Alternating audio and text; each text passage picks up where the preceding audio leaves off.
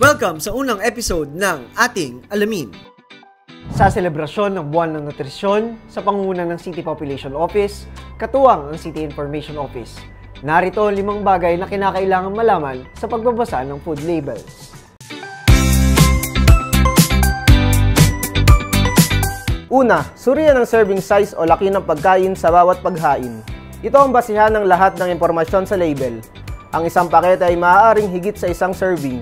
Halimbawa, kung ang serving size ay isang tasa, pero kumain ka ng 2 nito, dodoble lahat ng calories at nutrients na iyong matatanggap. Pangalawa, alamin ang calories. Mahalaga ito para sa tamang timbangan at kalusugan. Tinutukoy nito kung gaano karaming enerhiya ang makukuha sa bawat serving. Tip para sa mga nagbabantay sa timbang, pilihan ng produktong mas mababa ang calories. Ikatlo, tingnan ang mga nutrients. Mga dapat iwasan o bawasan. Saturated fat, trans fat, sodium, at added sugars. Mga dapat dagdagan.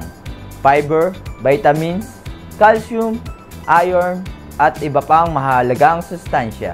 Ika-4, basahin ng ingredients list. Tip, kung unang bahagi pa lang ay asukal, mantika o asin na nakalista, baka hindi ito masustansya.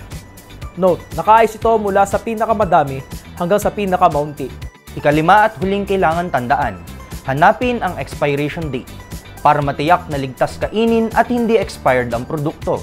Tip, piliin ang pinakabagong petsa kung bibili ka pa lamang ng isang produkto. Ilan lamang ito sa mga pangunahing kinakailangang tandaan sa pagbili ng mga produktong pagkain upang mapanatili at masiguradong ligtas at masustansya ang mga pagkain sa ating hapagkainan. Ang mga paalalang ito ay mula sa City Population Office at kay Pulong Lungsod Naji B. Gapangada Jr.